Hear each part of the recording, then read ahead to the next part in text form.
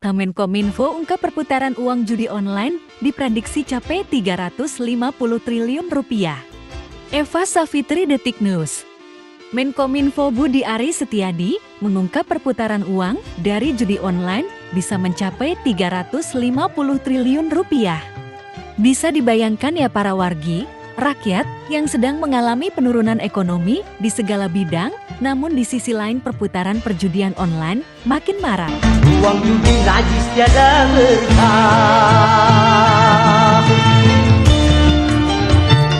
Kalau dulu yang pernah yang kau Denny tahu, itu setoran apa enggak sih? Setorannya berapa sih? Setoran. Setoran. Kami setoran. Kalau kami 3-4 miliar itu kudu sedia tiap bulan. Tiap bulan? 3-4 miliar? Iya.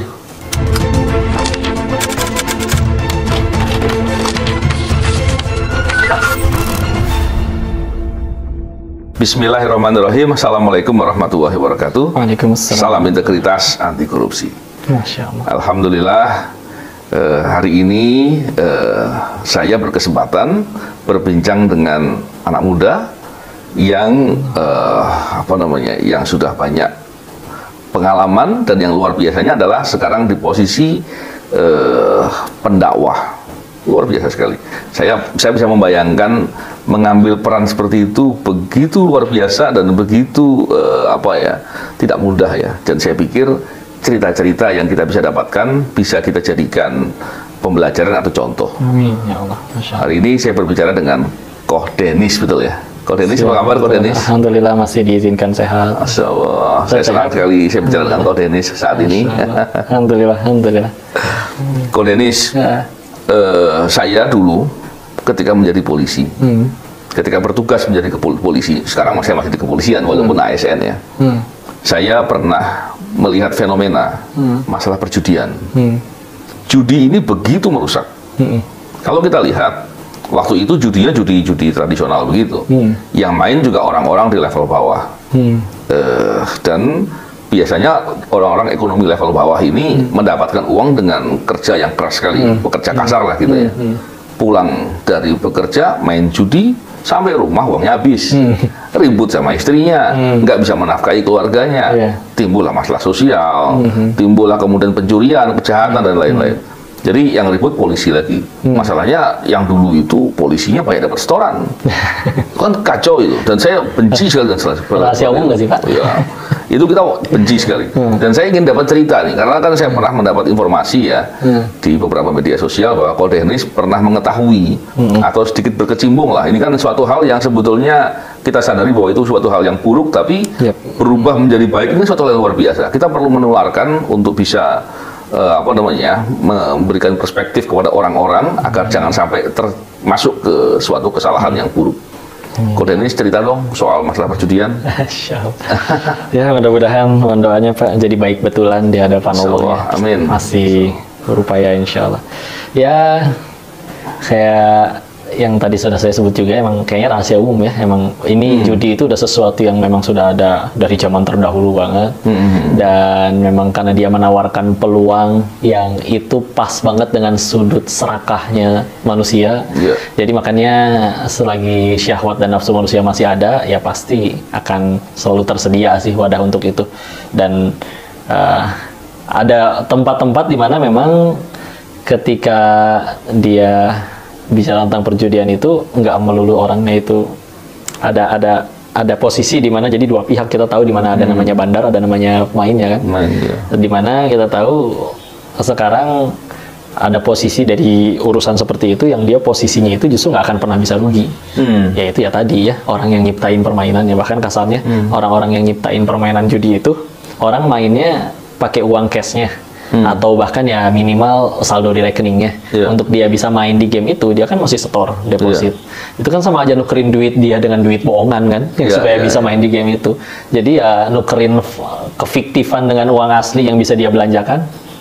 Ya disitulah yang akhirnya membuat orang-orang yang akhirnya punya kecerdasan lebih, punya modal lebih, dan juga punya keserakahan lebih, ya mengambil peluang. Dimana apalagi orang-orang yang tadi seperti Bapak sebutkan, mau level ekonominya seperti apapun, dia punya sifat serakah yang pengen dapat lebih banyak dengan cara cepat, singkat. Jadi ya industri itu jadi amat sangat tumbuh kembang besar sih di sana. Jatuhnya sih sudah sampai dilokalisasi kalau di sana. Di sana itu maksudnya di mana tuh kok? Oh iya, di tempat saya dulu itu di Thailand sih. Thailand dan Kamboja antara itu ya. Iya. Di Indonesia masih banyak nggak itu, Ko Dennis? Kalau pemain kami sih orang-orang Indonesia sih. Orang Indonesia. Kalau yang di Indonesia, dulu kami sempat di Indonesia juga Pak, tapi capek kucing-kucingannya. Hari ini di mana, besok mesti pindah kemana. Kalau di sana kan sudah ada tempat yang sebetulnya kasino-kasino secara fisik, gedung-gedungnya ada, sudah berbentuk resort. Dan itu ya mereka sudah aman lah ya, karena memang orang lokal sananya. Jadi kami itu di sana kebanyakan jatuhnya nyewa ruangan di tempatnya mereka. Jadi kalau suatu saat digerebek atau diapa-apain pun bilangnya ini subunitnya dari kasino besar yang fisik itu, dengan tiap bulan aja kita ngasih upeti baik ke jatuhnya entah biaya sewa atau setor lah pokoknya kepada pemilik kasino besarnya. Walaupun juga ada kepada ya seperti kita tahu yang oknum-oknum yang malah menerima dan malah jadi menjaga dan melindungi. Kalau bicara pengen ditutup kan sebetulnya mudah sekali. Mestinya mudah ditutup ya. Tapi ya, kayak misalnya kalau misalnya online gitu ya, kita bicara kemampuan IT seseorang, kalau dia mampu untuk bikin negara itu ditutup untuk nggak bisa buka satu website tertentu kan sebetulnya juga mudah. Cina melakukan itu, mengembargo nggak bisa buka search engine yang lain kecuali hanya yang milik Cinanya saja. Nah itu aja bisa gitu kan sebetulnya. Cuman ya mungkin kuenya terlalu besar. Iya, waduh. Padahal kalau dilihat yang main judi itu kebanyakan orang ekonomi level atas, apa menengah ke atas atau menengah ke bawah?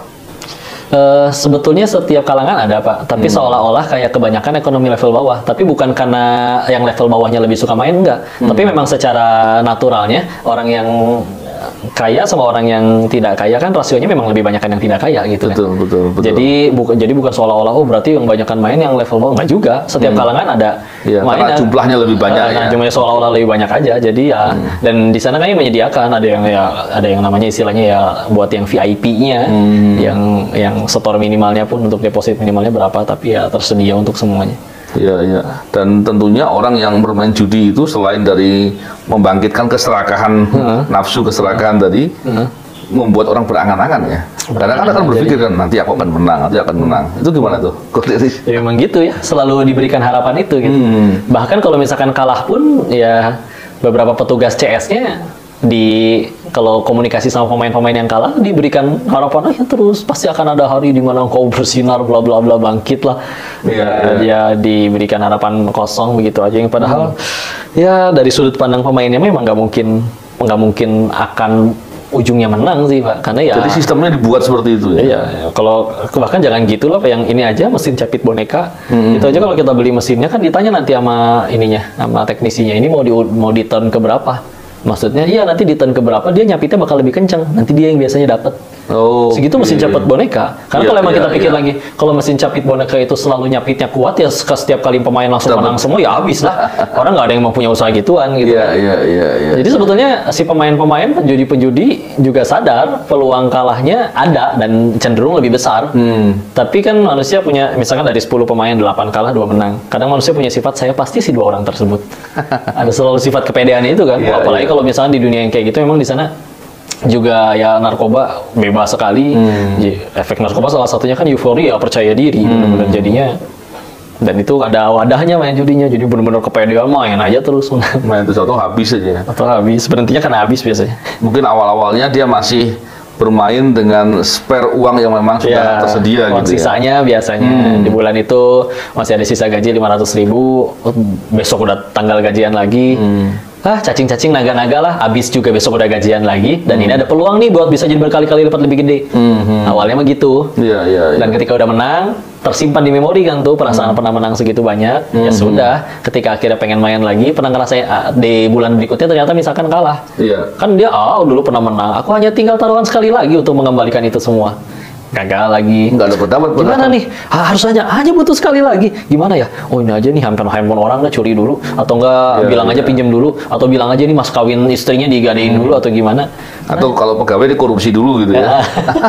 Iya. Karena saya di beberapa kasus kasus korupsi yang saya tangani, itu ada saja pejabat-pejabat yang kemudian karena uangnya terlanjur banyak, cara mendapatkannya dengan mudah. Ini kan mencuri kan, kalau korupsi itu kan mencurinya barang yang ada di dia, jadi kan ambilnya kan mudah. Kemudian diam dengan enaknya saja dipakai buat main judi. Dapat syukur, nggak dapat ngambil lagi. Iya, dapat Ngambil lagi. Kan kacau kalau begitu ya. Sedangkan, aduh itu hak orang ya Pak. Ya, jadi dosanya didobel. Aduh, Dosa korupsinya, dosa judinya, dan lain-lain. Jadi kacau seperti itu memang. Dan apa ya? Perjudian ini kan menjadi orang berani menyelenggarakan karena ada yang backing. Iya. Betul nggak? Iya. Mungkin nggak kalau judi itu nggak di backing?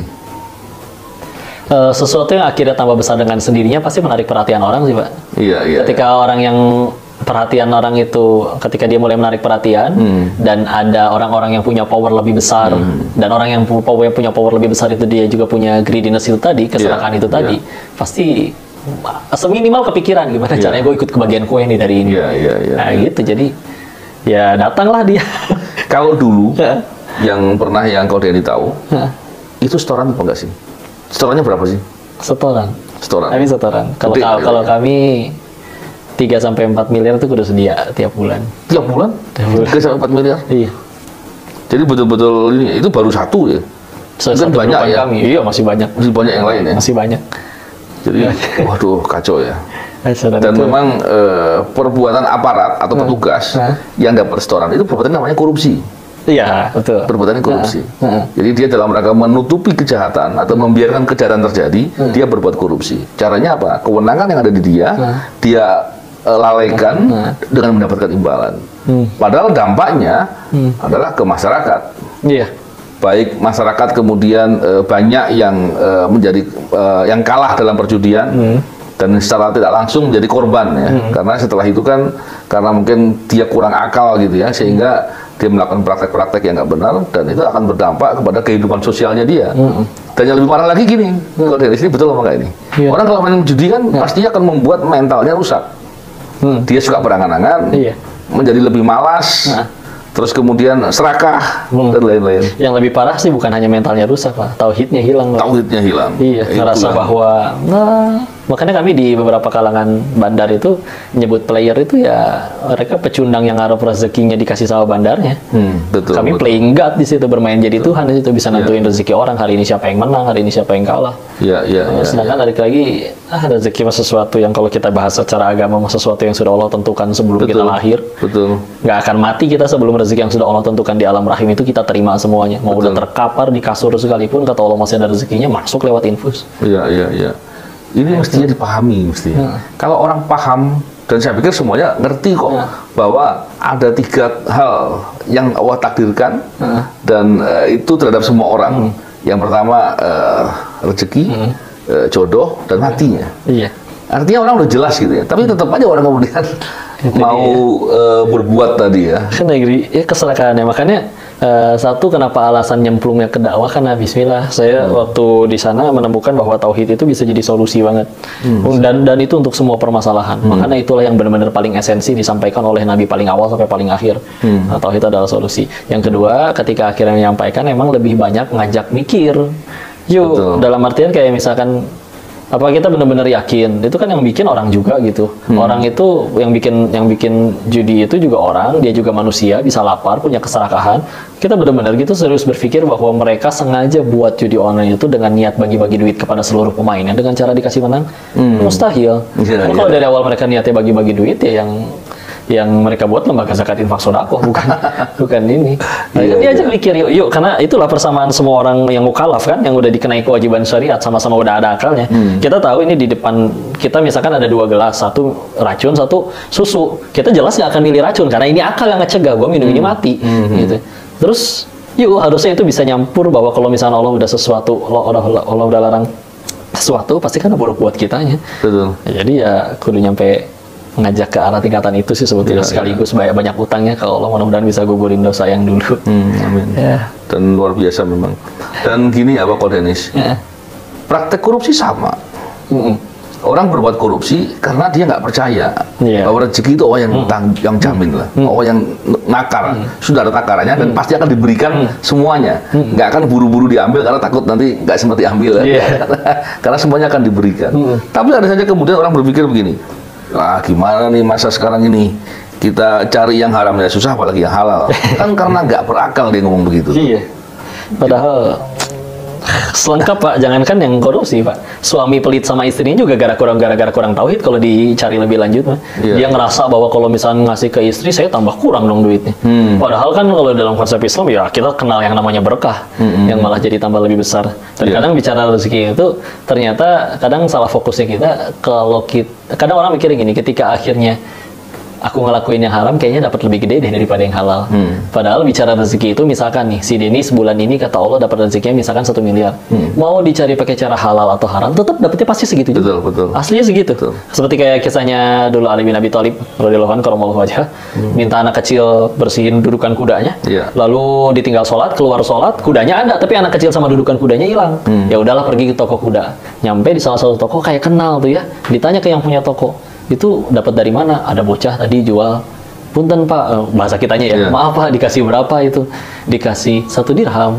Kata Ali dalam hatinya, demi Allah yang jiwaku berada dalam genggamannya, setelah beres sholat saya juga pengen ngasih 1 dirham ke anak itu. Si anaknya mikirnya, kalau saya curi dapatnya lebih gede dan lebih cepat kali ya. Tapi ternyata dapatnya segitu juga dan dapat dosa. Kalau dia milih sabar, dapatnya segitu juga nominalnya, tapi plus pahala. Penuh keberkahan tentunya.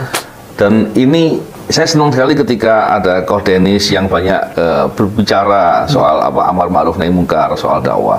Kenapa? Karena kan sekarang ini, ya saya bukan mau menyalahkan anak-anak muda ya, tapi kecenderungan itu bicara instan, nggak mau ikut proses, nggak mau sabar, nggak mau susah.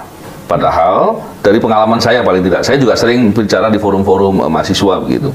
Dia selalu bilang bahwa ketika kita di masa setiap waktu itu kita belajar lah, dan salah satu pembelajaran kita itu adalah belajar mendidik karakter. Kalau kita mengatakan membangun akhlak, gitu, menguatkan akhlak. Ketika kita bicara mendidik karakter, tidak ada karakter terbentuk dengan santai-santai, gitu, dengan tanpa kesusahan, tidak diberikan ujian, tidak mungkin. Gitu. Padahal di sekolah pun kita tahu kok bahwa nggak ada tuh namanya sekolah yang ada ujiannya gitu. Bahkan kita nggak pernah tuh sekalipun ya anak sekolah ataupun mahasiswa yang berdoa, ya Allah, aku mau sungguh-sungguh sekolah, tapi ya Allah tolong jangan diberikan ujian. Nggak mungkin ya. Tapi dalam kehidupan doanya seperti itu gitu. Berikan aku, jauhkan dari segala ujian, segala kesulitan. Padahal kesulitan yang dimaksud itu adalah bagian dari pendidikan. Gimana tuh?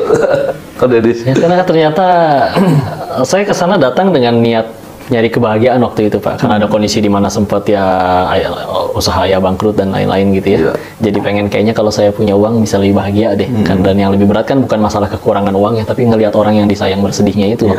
Jadi akhirnya ketika udah di sana, jadi satu pertanyaan besar adalah ketika di sana ngelihat orang yang katanya memiliki hal-hal yang menurut orang itu adalah sumber kebahagiaan, baik itu jabatan, entah harta, entah popularitas. Tapi kami selalu ketemukan orang yang udah punya itu semua, tapi tetap nggak bahagia-bahagia juga, ya kan? Sehingga akhirnya saya nanya lagi, saya berarti dapat kebahagiaan ini dari mana? Waktu itu kesimpulannya 2. Satu, anak kecil. Anak kecil itu bisa lebih bahagia daripada kita. Padahal uang kita lebih banyak, padahal ilmu kita lebih tinggi daripada anak-anak. Alasannya jelas, balik lagi, di hati si anak kecil itu belum ada pesaing Allah di hatinya. Kita makin gede, gini ya rasanya punya duit enak, gini ya rasanya punya jabatan enak, itu jadi pesaing Allah di hati kita, sehingga itu bahkan jadi penentu kebahagiaan kita.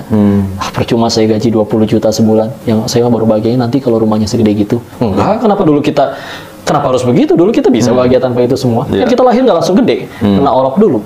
Tapi saya nggak mungkin jadi anak kecil lagi. Yang kedua, ketika akhirnya orang yang lebih kaya, lebih berjabatan, lebih punya segalanya kok malah nggak bahagia, saya jadi nyari kan, siapa yang bahagianya tanpa batas dan tanpa alasan.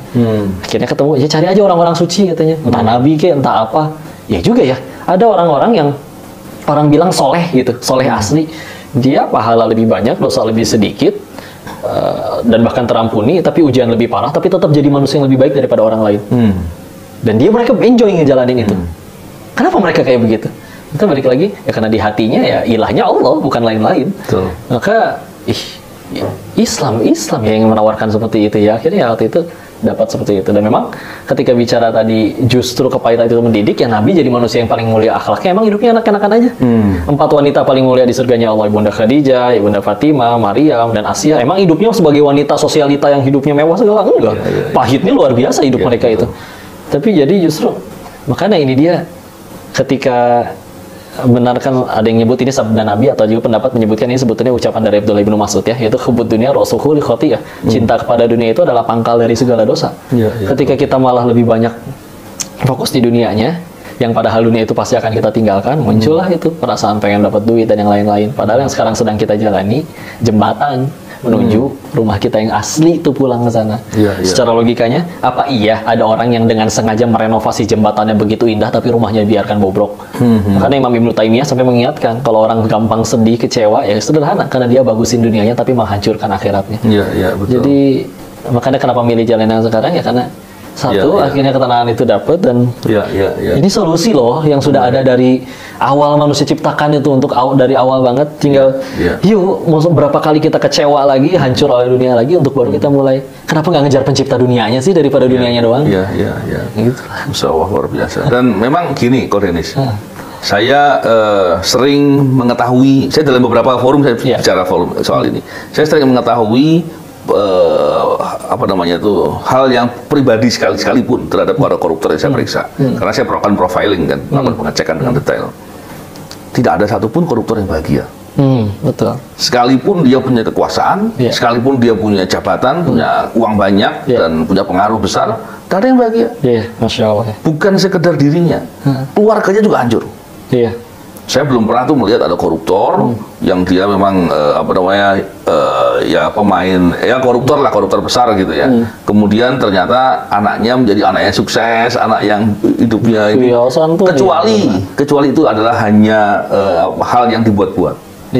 Saya melihatnya seperti itu. Dan memang kebahagiaan itu kita bisa lihat wujud keadilan Allah. Karena kebahagiaan itu kan tidak perlu harus kaya, tidak perlu harus sukses dalam kehidupan akademis gitu kan, ataupun jabatan tertentu enggak. Nah di situ ternyata ada seorang yang mengatakan begini, bahagia itu ketika kita tidak sedih dengan apa yang telah terjadi dan kita tidak takut dengan apa yang akan terjadi, tidak risau dengan apa yang akan terjadi. Kudu tauhid banget tuh buat itu. Nah, bicara itu kan bicara tawakal.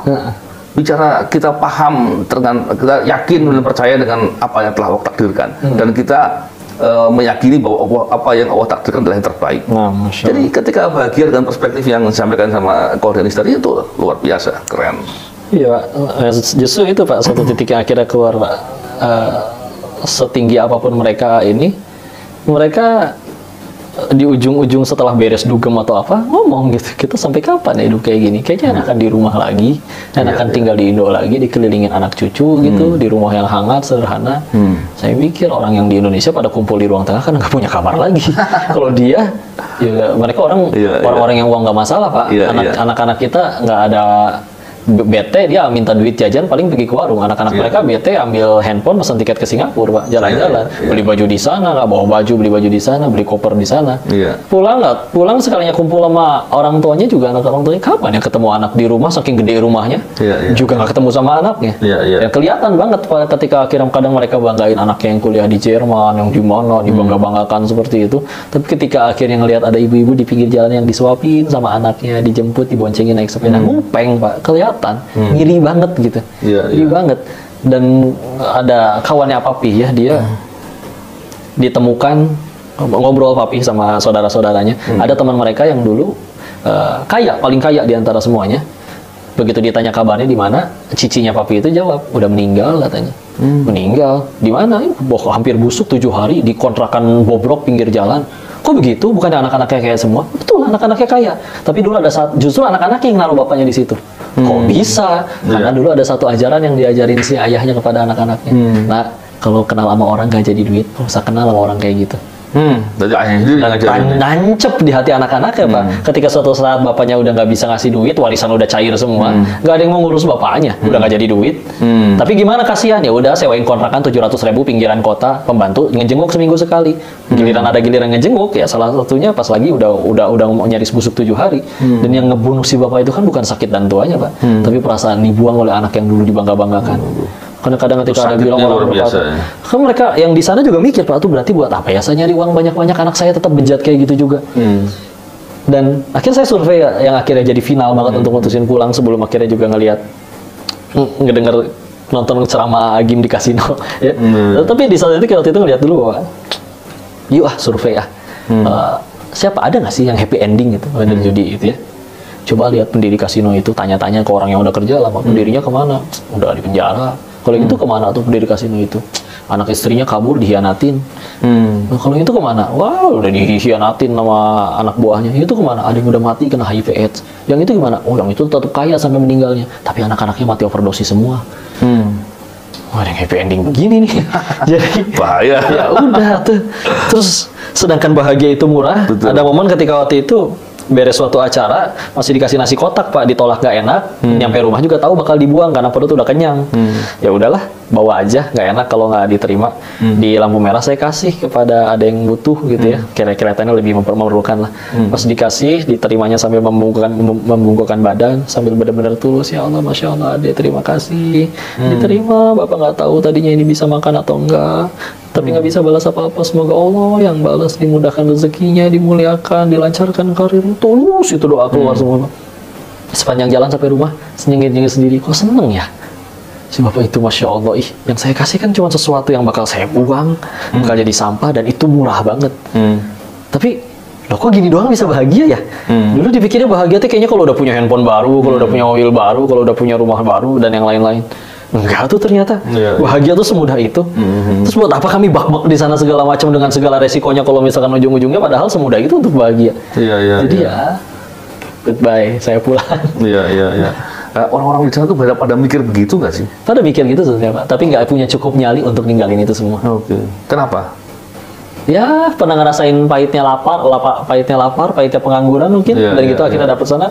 Bahkan karena memang beberapa pekerja yang kami hire di sana itu lulusan SD Pak, untuk jadi CS-nya. Karena daripada bayar orang lulusan yang udah S1, S2 dengan skill dan kemampuan yang punya ekspektasi gaji lebih tinggi, sedangkan job desk yang harus diberikan kepada CS judi itu yang minimal mereka bisa ngetik, tinggal diajarin, balas-balasin chat, sama bisa buka mutasi rekening. Ada transferan masuk nggak buat deposit? Dan itu kan anak SD doang bisa dong, yang lulusan SD. Daripada lu di Indonesia nggak kerja apa-apa, gua gajinya 3,5 juta, kerjanya di luar negeri lagi. Jadi ya, dan mereka yang tadinya belum siap bekal, orang-orang yang maaf ya, nggak semua yang nggak lulus SD itu karena masalah ekonomi kan, tapi karena memang dia nggak punya mental fighting untuk pengen belajar atau untuk mengembangkan diri jadi baik, dapat dengan kehidupan yang seperti itu, makin ngaco mentalnya, makin udah biasa terima duit gampang. Terus gua harus pulang lagi ke Indonesia nyuciin piring orang dengan digaji 500.000 sebulan gitu, mana mau, mendingan di sana. Itu saya pernah mendapat cerita soal pekerja ilegal gitu ya. Dan kemudian ketika di sana ada yang kerja untuk melakukan penipuan online, ada yang kerja di perjudian dan lain-lain. Dan sebagian itu adalah perdagangan manusia. Banyak nggak terjadi di sana? Kalau yang manusia benar-benar diperjualbelikan sampai organ segala macam itu bukan itu. Artinya ketika dia kerja di sana, dia untuk pulang pastinya kan akan banyak permasalahan. Iya. Dan kemudian menjadi terbatas. Jatuhnya lebih kayak ini. Jadi nggak ada pilihan gitu. Jadi ada di sana orang yang jadi headhunter juga ada Pak. Nyariin karyawan-karyawan yang mau kerja. Asal yang penting udah nyampe sana dulu, ya udah tuak manis lah, lu kerjanya nanti di sini segala macam, dibohongin. Ternyata malah kerjanya di kasino dan yang lain-lain. Lu dipaksa untuk kerja begitu? Enggak ya? Ketika dia nggak nyaman dan pengen keluar, nah itu dia paspornya ditahan, buat nebusnya harus keluar duit berapa dulu. Yang jadi sebetulnya dari awal mereka nggak murni pengen ngejebak orang buat meres mereka kayak gitu sih. Tapi lebih kayak ya tadinya ada awalnya ada headhunter kayak gitu. Ya yang penting gue dapat kerjaan, dapat orang-orang dulu nih buat dikirim ke sana. Masalah mereka akhirnya nggak mau kerja atau gimana, urusan belakangan gitu ya. Tapi akhirnya ada yang malah jadi menikmati juga nggak sedikit lah. Makanya ada orang di sana nyampe bilang ya hidup tuh kayak diperkosa lah, antara pengen nikmatin atau mau terus kesakitan gitu. Jadi kira mereka malah menikmati hidup di sana. Istilahnya yang wanita yang diajak kerja keluar negara dengan ditipu bilangnya pengen jadi asisten rumah tangga padahal dijual ke rumah pelacuran aja ada yang bisa menikmati ujung-ujungnya walaupun akhirnya batin tetap menderita. Apalagi yang ini ya mereka sebetulnya tetap dikasih tempat tinggal, tetap ada uang makannya, Memang tadi dari cerita yang disampaikan oleh Ko Denis ini kan ini juga saya ingin menyampaikan kepada pemirsa yang mungkin juga aparat. Jangan mau kalau kemudian kewenangannya dibayar untuk membiarkan praktek perjudian, karena dampaknya begitu luar biasa. Bukan hanya dampak ekonomi, tapi dampak mental, dan ini berbahaya juga untuk kehidupan sosial lainnya, dan ini akan berdampak kepada masalah sosial tentunya. Nah, cuman saya ingin tanyakan, dan ini mungkin jadi statement penutup ya yang disampaikan oleh Ko Denis, adalah bagaimana cara untuk bisa menghentikan atau memberantas masalah perjudian yang ini juga terjadi di luar negeri. Ini caranya gimana? Yang menurut Kodenis paling efektif? Makanya yang saya tahu di dalam Islam itu kekuasaan itu alat sebetulnya, Pak. Makanya ketika dianjurkan di dalam Islam itu alat Imam Imam Iyad ya, izin saya lupa namanya. Ya, beliau menyebutkan kalau misalkan saya cuma punya satu doa lagi, tapi doa ini pasti mustajab dikabul. Saya pasti doain pemimpin saya. Karena kalau pemimpinnya baik, maka pasti baik juga semuanya. Makanya berharap, karena saya bukan pemimpin dan ya udah yang bisa disampaikan, saya menemukan kata saya mah ya Islam datang sebagai solusi. Tauhid itu solusi bagi semua permasalahan. Makanya yang disampaikan, walaupun kadang yang ditanya, yang lagi banyak diundang kemana-mana juga banyak tanya tentang judi-judinya dulu, tapi selalu diselipkan ya balik lagi kepada Allahnya gitu.